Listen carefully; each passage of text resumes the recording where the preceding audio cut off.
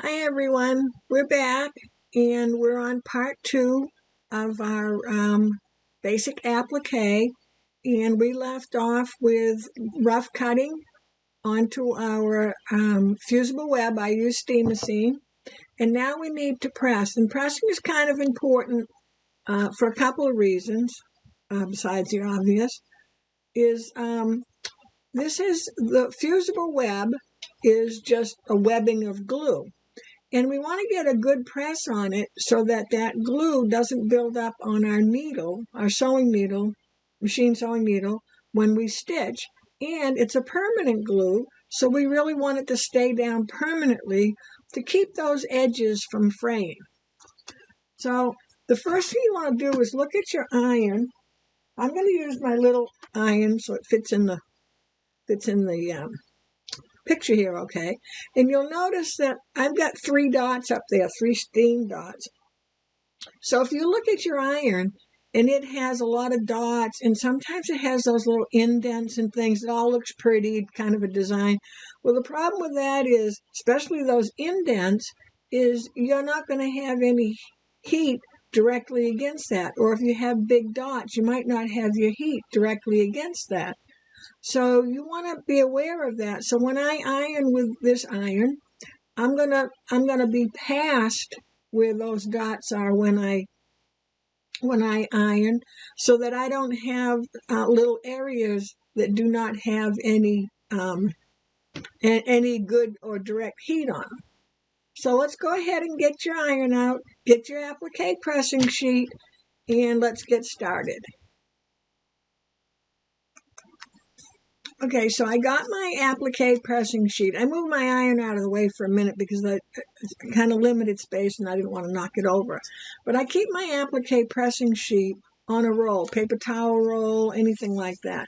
You don't want to fold it, because if you keep folding it, like you fold it in half and then fold it again, eventually where that fold is, it'll come apart and you'll have 4 squares instead of one big piece. So keep it on a roll. Or this one came in a package that it was flat, and you can keep it in that same package. And this is a kind of a Teflon sheet, and this helps keep the fusible web from getting onto either your ironing board or your ironing surface, and also from on your iron. And since we're using little pieces, I have my little one out, and I use this one most of the time. They do make a big one, and I have links for everything I used in the description of the video below, so you can actually see the pictures of it and so forth. So what we want to do is we want to have some under the piece and over the piece. Except I have to turn, I'm going to turn this only because I'm ironing from this way, and I don't want to iron that crease in. So make sure, double check, turn it over. Good side of the fabric has nothing on it because this is permanent glue. You're on the back side, but so before you iron, just kind of give it a flip on and go, yep, that's good, I'm good. And then we're just going to put this over it, and we're going to press. And with the big iron, because you have the weight of the big iron, that helps. And we're going to count to 20, like 1, 2, 3. We probably already did 5, 6, 7, 8, 9, 10, 11, 12, 13, 14, 15, 16, 17, 18, 19, 20. And I'm just going to move to another spot. 5, 6, 7, 8, 9, 10, 11, 12, 13, 14, 15, 16, 17, 18, 19, 20. And I've got one more spot. 1, 2, 3, 4, 5, 6, 7, 8, 9, 10, 11, 12, 13, 14, 15, 16, 17, 18, 19, 20. And the only reason I'm counting with you is because I know some people think I meant like 1001, 1002, and I don't want you to do that. So I'm going to show you what I did because you can't see it with the pressing sheet on top. But I went just like this and counted to 20, and like this, counted to 20, and like this, and counted to 20. Then I'm going to turn it over, and I'm going to just do the same thing, except you'll go ahead and fold your applique pressing sheet over. But I'm just going to count to 10. 7, 8, 9, 10, 3, 4, 5, 6, 7, 8, 9, 10. Okay, and that piece is ready to just put aside and let it cool. Again, we're going to get the next piece ready, and again, we're going to turn it over and say, yeah, that's the good side. This is the side I want to fuse. There's my fusible. Okay, and I'm going to go the same way. And I'll go ahead and do this next one with you again, and then I'll stop the video for a minute, and you can go ahead and get all your pressing done, because I'm sure you don't want to watch me, press 20 pieces. Now, can you put more than one piece in? Sure you can. You just got to make sure that you know where it is. So when I do this one, for example, I only need to press once because my iron covers the whole thing. Just make sure that if your iron is covering the whole thing, it's really in the part of the iron that is nice and flat with no grooves and so forth. So I can just go ahead and count to 20, 2, 3, 4, 5, 6, 7, 8, 9, 10, 12, 13, 14, 15, 16, 17, 18, 19, 20. Okay, now I don't know if you can, let's see if you can see the difference between the two. So this one is more see-through than this one because the glue has melted. Can you see how white this looks and how this one really looks more like just the fabric? Can you see that? So that's why you know that you've got all the spots. And when especially if you're doing something that's bigger, I want to do that before I forget. If you're doing something that's bigger, you could miss some spots. I have the tendency, see, that's why, see, little glue right there. Because, and let me show you why. Let me just set this down, and my sheet keeps getting away from me here. Let me just set this down. You see how I have some steam-a-seam? Oh, let me get backwards. Or it wants to give you a little, let me get a little more light. Hold on one second. I'm going to cross in front of you for a minute.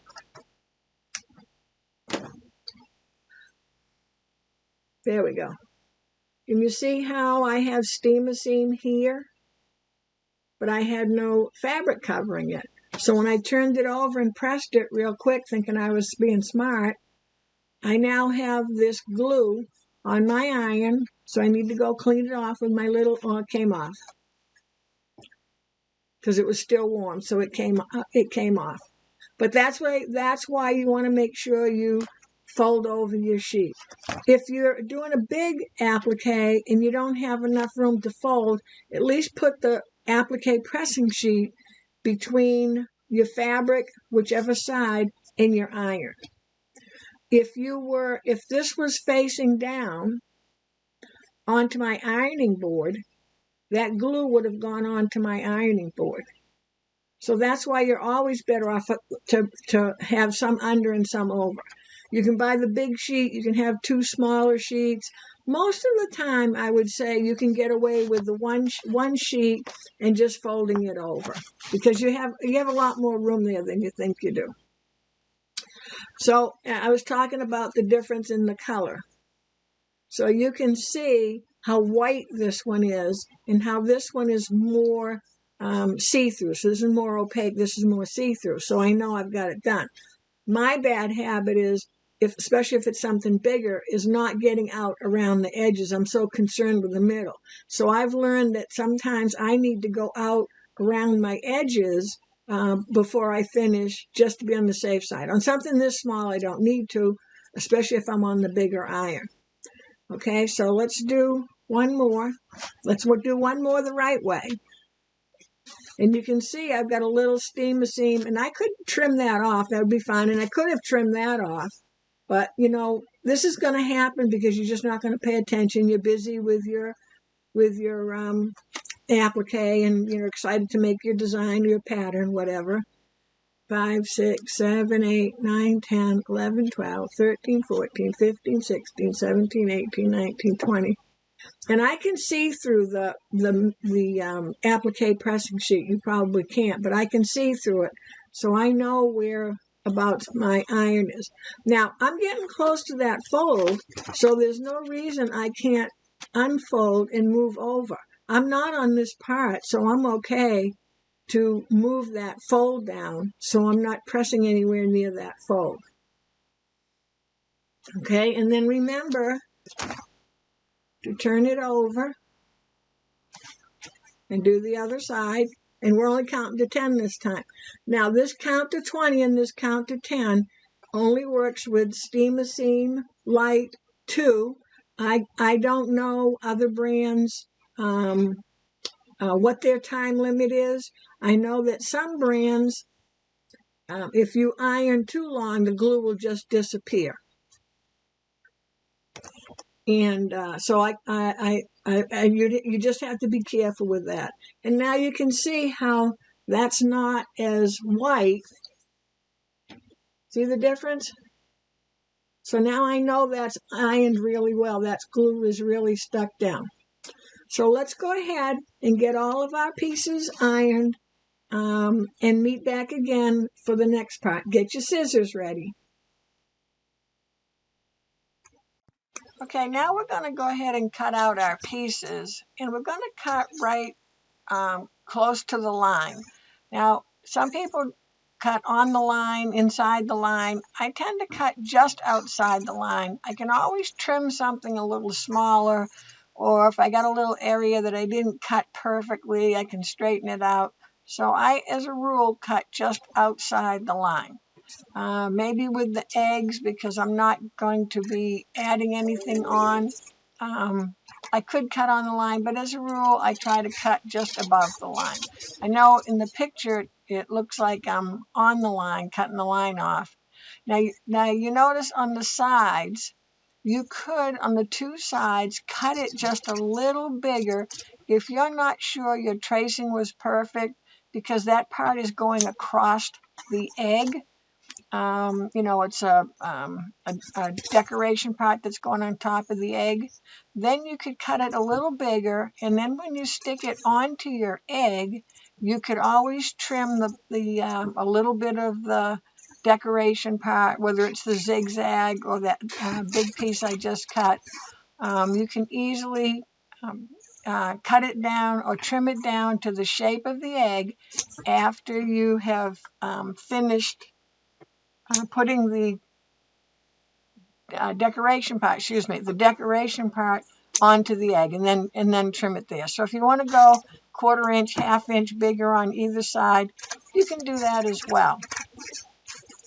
So let's go ahead and get our egg all cut up. I'll get all your pieces cut and ready to go, because we'll then start putting getting the fabric ready to put the eggs and the egg decorations on. And you notice I'll cut up and save some of my smaller pieces, and I put them over in a pile, because you're going to find if you're going to start doing machine applique or applique, there's a lot of times you'll need little pieces for flowers or little letters or just little tiny things, and you don't want to have to cut into a big piece of fabric. So I keep those. So we're going to gather everything up. And now I'm going to go ahead and get ready to put the borders on to the top, the left side, right side, top, and bottom. I just want to make sure that all my pieces are ironed. So let me go ahead and get those ironed and ready. Okay, so you've got all your pieces cut. I just put mine in this little basket thing, so they're out of the way. And now we have all of our pieces that we cut from what the pattern told us. And if we look at the pattern picture, you're going to notice that this outside edge is a different fabric. And you see it's a little hard to see there. So it's on the left and the right and the top, and then this basket fabric at the bottom. So I'm just going to set that right there so I can see it. And I'm going to lay my pieces out. So here's the basket at the bottom. Okay, and you'll notice it's wider than your centerpiece, and that's because we've got to put our side borders on.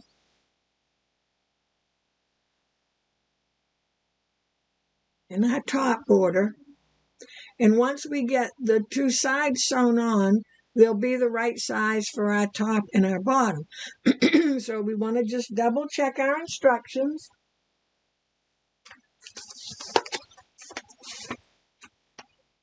And let's see if I can tell you what page you want to be on.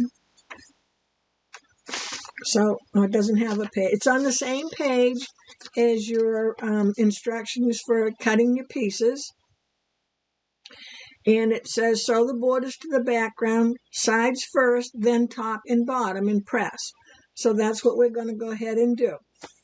And when you're working on a pattern, whether you do your cutting out first or second, or sew first or second, it really doesn't matter. It's up to you. But you do want to, as I said in the beginning, excuse me, pick out your fabrics for what your applique is going on to, so that they go with whatever fabrics in your applique. Or, for example, in this case, I almost use these in my eggs, and I really wouldn't want to egg the same color as my border. That's just my personal preference. But more importantly, if I had used it for an egg, I wouldn't have had enough to do the borders. So let's get ready to sew. So we have everything set up and like it needs to be sewn. In my sewing machine, I have a Microtex 7010. I couldn't had to stop and think there for a minute. 7010 needle, Microtex TEX is an old. I call it an old school sharp needle. Universal does not have a sharp end to it because it's made to be universal, and so I prefer a sharp needle end point when I'm doing my regular sewing. It makes for a cleaner stitch. And 70 is plenty big enough when you're sewing. You know, a lot of people talk about why I sew the 90 and say, oh, okay, but you're making a hole way bigger than you need to in your fabric. So I personally use a 70-10, so 70/10. So if you go by 70, you go by 10, whichever one you go by. Microtex. And I have regular sewing thread, and I'm just using white sewing thread. Make sure when you have a white on white especially that you have it right side up. And sometimes it's hard to tell unless you put it next to, I don't know if this is dark enough, something a little darker, and then you can see it better. And that probably works better off camera than on camera. I have my regular sewing foot on, J foot. I have a baby lock, so J foot. You could use your 1/4 inch foot with a guide if you want to. I use the J foot, and on my machine I use the Q2 stitch, which if you have a baby lock or brother, it may not be the same number, but if you look in your, some machines have the stitches on the screen. Some of them have them on the top lid of the sewing machine, and you just want to look for the, it's a straight stitch. It'll have the letter P for piecing, underneath it, and it'll be a little right of center. And that's made to use with the J foot to run your fabric along the edge of your foot, a little to the inside of the edge, not the outside of the edge, and you'll get your 1/4 inch seam. So whichever way you work to get your 1/4 inch seam, that's what you're going to use. Okay, so I'm going to flip this, just like I'm turning the page, I'm going to flip this onto my background. I'm going to call that my background fabric. And I just need a couple of pins. And let me get some of this out of the way here. And what I want to do is I want to make sure that I'm lined up across the top and on the side. So I find the best way to do that is if I pin now right here, as soon as I get to my machine to stitch, I got to take this pin out. So I'm going to pin over here so that I know my fabric is lined up across the top and along the side. And then I'm going to go down to the other end, the bottom, and I'm going to do the same thing. I'm going to line it up along the right side and the bottom edge. Now, I could put the pin out here because as I'm getting to the end, it'll be okay. But what the heck, I stuck it right here for now. I'm a little crooked. There we go. So I have my pin up here and my pin down here. And now I just want to make sure that my center is scooched over and is lining up right along this side. And I can just stick one pin. If you watch any of my sewing videos, you'll learn that I don't use a lot of pins. I find, for me, the more pins I have, the more problems I have. Because to me, wherever there's a pin, you've got a little bump kind of from where the pin is. So I pin as little as possible. I need to be straight up there. I need to be straight down here, and in between, I need to watch along here. Okay, so we're ready to sew. So let's switch over to the sewing machine.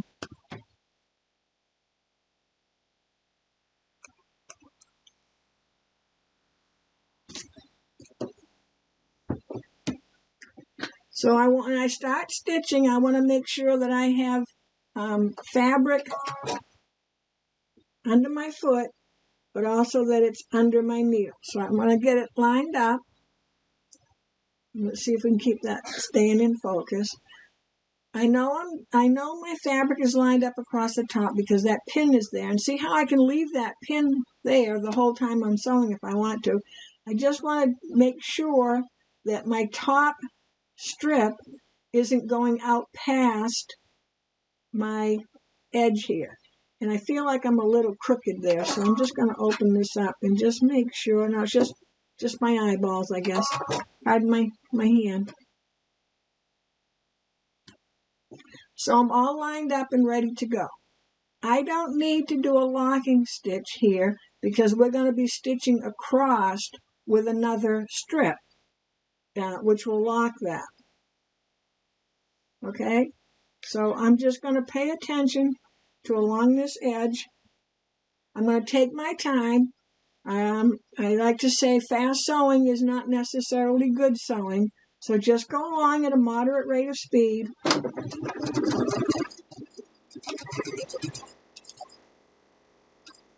If you have the pivot feature on your machine, make sure it's on. The pivot feature means when you take your foot off of your foot pedal, the needle goes down into the fabric, which I like to refer to, that's my third hand because it's holding my fabric in place, and my foot comes up. And just as importantly is I just have to step in my pedal to go again. I want to make sure that I look underneath because it may look like everything's fine and the underneath fabric is like way over here somewhere. So I would normally just look this way. Whoop. Don't want to sew in a blue thread, do we? It's just that I don't want to get in your way. So you just want to look and make sure everybody's hanging out together and playing nicely with each other.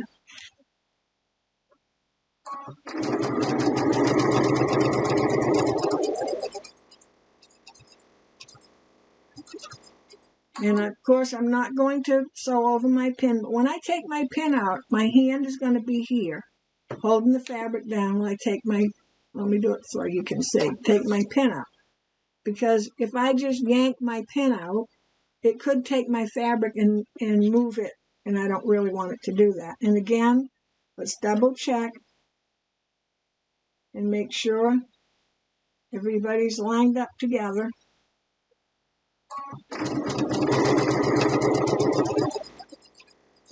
Even if you don't have pivot, you want to stop every now and again so the fabric has that chance to relax. You have the opportunity to just readjust your hands. There's no award for sewing all that way without stopping. Generally, the award will be that you wished you hadn't done that.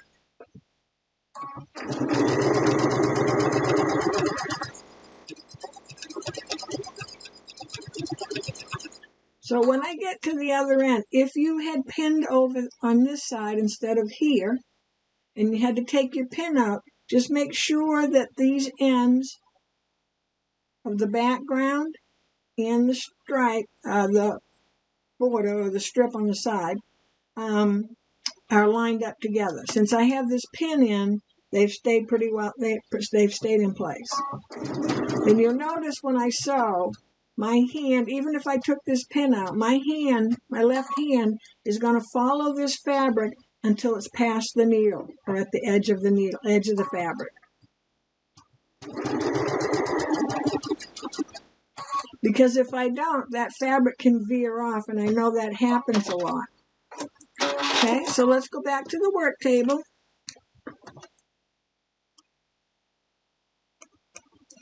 And let's get our pressing mat, or you're going to go to your iron. Because whenever we sew, we press. And you'll find if you do that, your sewing will look much better, even if it's not perfect sewn. Because you see how it's a little kind of wavy, just a tad.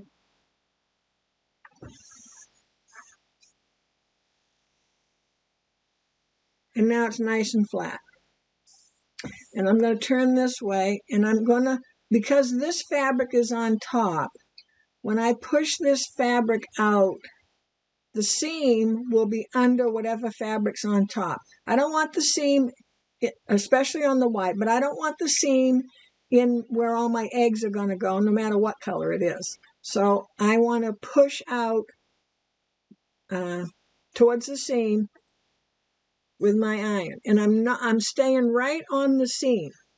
I'm not coming over here because I don't want to, you'll iron your strip, you'll warp it a little bit.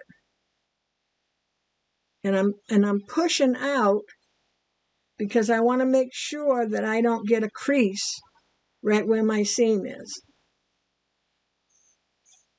Okay? So I didn't go out to the edge. I stayed right on the seam. Okay? And I always turn it over and press again. And I'm pressing up and down. I'm not going to do a lot of moving back and forth.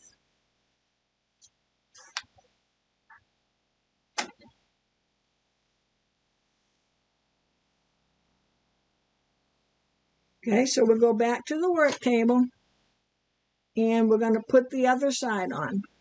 So I always make sure that I lay, and your piece will be down the bottom. I just don't have enough room for it to fit there. But you always want to lay the pieces down how they're supposed to look, and rather than just guessing.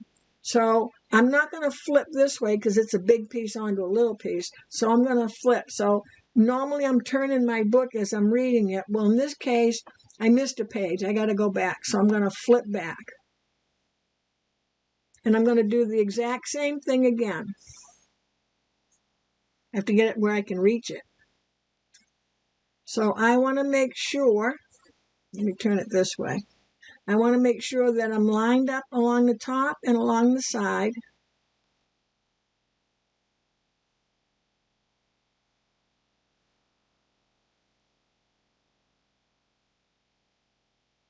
I'm going to put that pin in, and you'd normally keep it laying flat. Where I'm sitting, it's a little more difficult.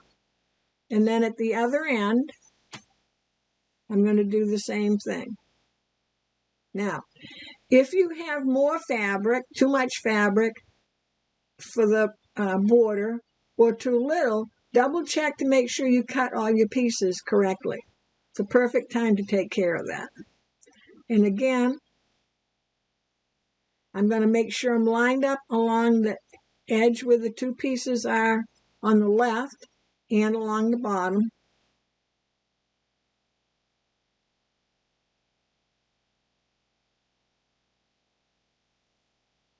I didn't pin that very straight. Not that it matters, but I don't want it to have a big ripple. And then I'm just going to make sure that I scoot this top fabric over because I can see my background fabric underneath.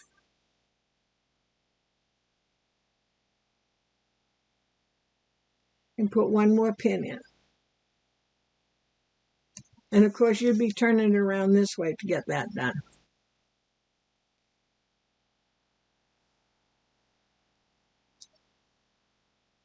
Okay, so we're ready to sew again. So right sides together. We got one border over here. Now we want a border on this side. Top is lined up, bottom is lined up, center is lined up. So let's go ahead and sew. And we're doing the exact same thing we did the first time. Oh, pardon my hand again.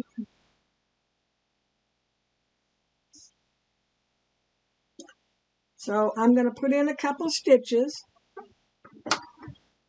And that's just so now I have my third hand is helping me out here. And make sure that that's not too blurry.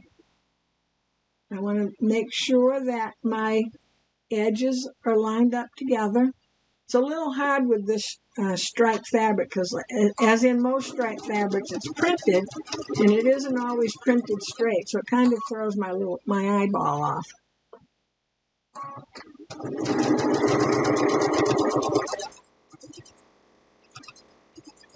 Again, we're stopping every now and again to make sure everything's okay.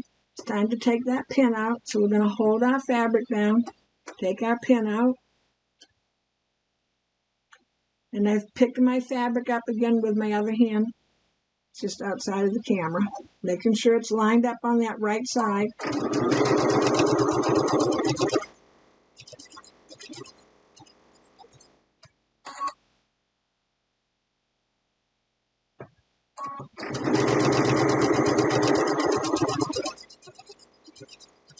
Getting down near this end again, so if you put your pin in on the right side, make sure that everything is lined up along the bottom. Let me get up just a little further.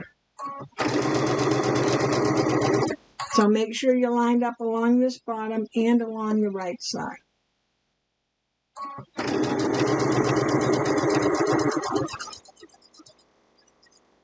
Okay, keep your left hand should go right alongside of the machine. You notice my hands aren't anywhere near the needle. Okay, and let's go back to the work table. And of course, we have to press. So I'm going to take my pins out. And I'm always going to press before I flip it open.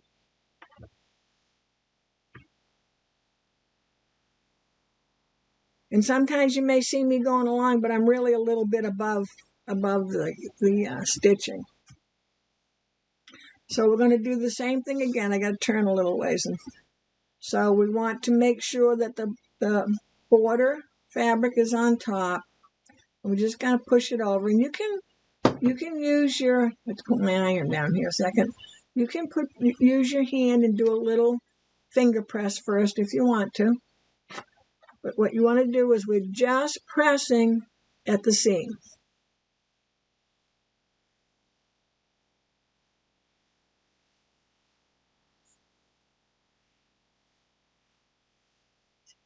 Okay, and then we're just going to turn it over. Press again. And you'll have a little bit bigger area. I'm going to go ahead and press both sides again. And you'll be using your regular iron because it has a little more weight to it. If you're using a little iron, because sometimes, we just don't have a lot of space, just make sure you press down a little bit. I'm going to flip that over.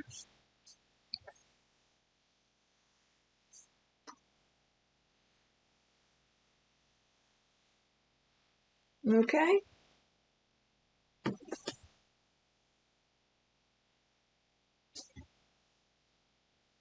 And now we have our top piece and our bottom piece. And now I have to check mine because my bottom piece and my top piece aren't the right width. So let me go ahead and check mine and see if I did something wrong. Because it happens to all of us. So let me check. Okay, so I remeasured everything and I realized that I cut my center an inch wider than I was supposed to. So I just need to unsew it. And I know this probably sounds silly, but I like to have mistakes made by me when I'm teaching this stuff, because these things are going to happen to you. It happens to all of us. And because I've measured and made it bigger, it's no big deal to fix it. I just have to take off one of the borders. And I know some of you go, oh, God, I hate to do seam ripping. But, you know, it's not that big a deal. So what I want to do first, because I've got this so nicely pressed, is I want to press it back the other way.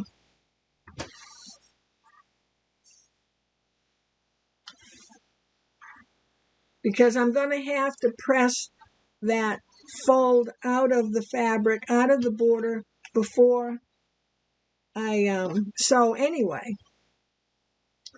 And I've just got to unstitch.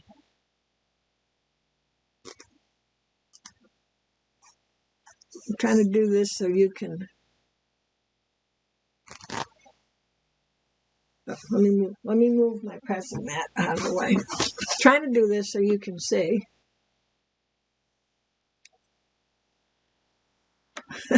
I'm fidgeting to try to hold it so you can see it easier. So you've got this little red ball. It's there for a reason.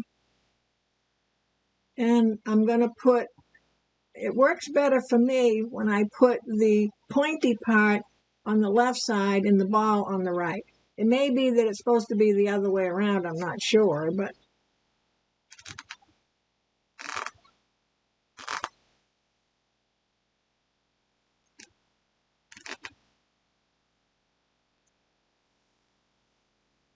and I'm just going to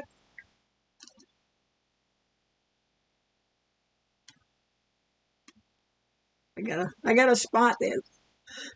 Excuse me, that doesn't want to unstitch.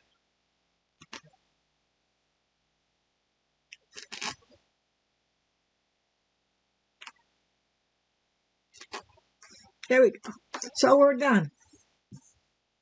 I just need to make sure I get all the thread off, because I don't want to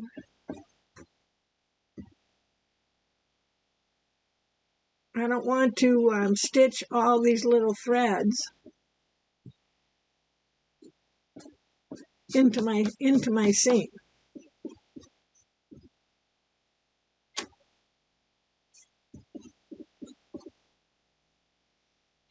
And I also want to make sure that I get them off my table. I'm dropping pieces on the floor here. I get them off the table so that they don't end up, they like the pesky little things like to join in all over again.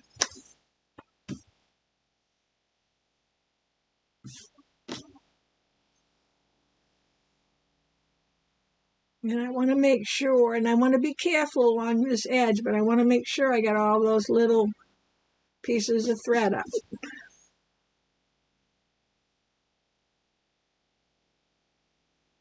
And I would probably normally go a little slower with that, but I don't want to hold it that long. But you can see that, I still have that little bit of bend there.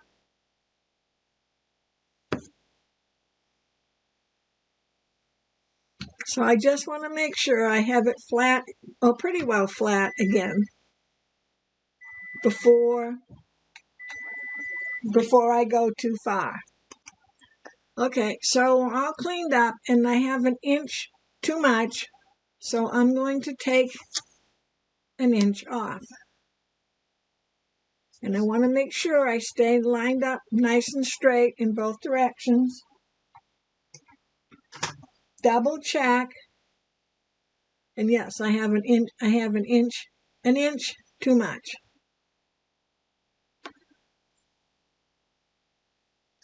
So I'm going to line up my fabric, not my seam, but my actual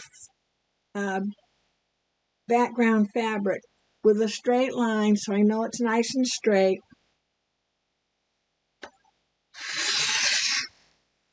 Ooh, makes you nervous, doesn't it? Because if I made a mistake and didn't make a mistake, that would be even more of a mistake. How's that? And you notice I'm leaving a good portion of my ruler along this part that I've already cut to make sure that my ruler is still staying where it's supposed to. Okay? That wasn't so bad.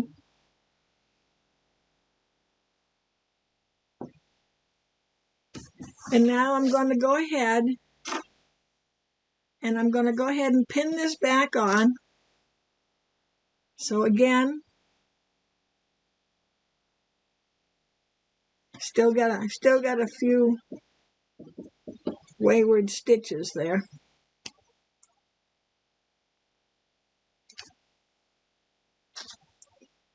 So I'm going to pin this at the top.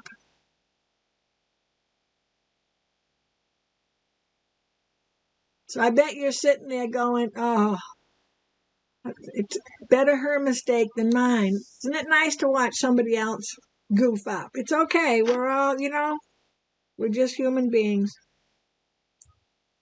And I'm going to line up the bottom just like I did before.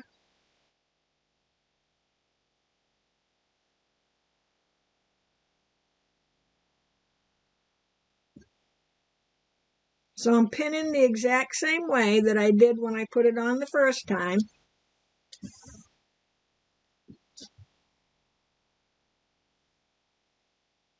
Okay? And since you watched me sew this before, I'm going to go ahead and sew this while you take a nice break, and I'll be right back.